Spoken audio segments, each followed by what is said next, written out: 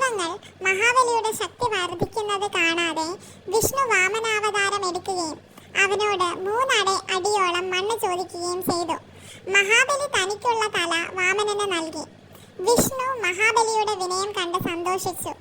അവനെ ഓരോ വർഷവും 1 പ്രാവശ്യം ജനങ്ങളെ കാണാനുള്ള അനുമതി നൽകി. അതിനാൽ തന്നെ ഓണം മഹാബലി വരുന്നതിൻ്റെ ആഘോഷമാണെന്ന് കരുതപ്പെടുന്നു. ഓണത്തിലെ 2 വിശിഷ്ട വിഭവങ്ങളാണ് ഉപ്പേരിയും ശർക്കര വരട്ടിയും. ഉപ്പേരി നന്നായി വറുത്ത കായ്ക്കറി ചിപ്സാണ്, തേങ്ങ എണ്ണയിൽ വറുത്തത്.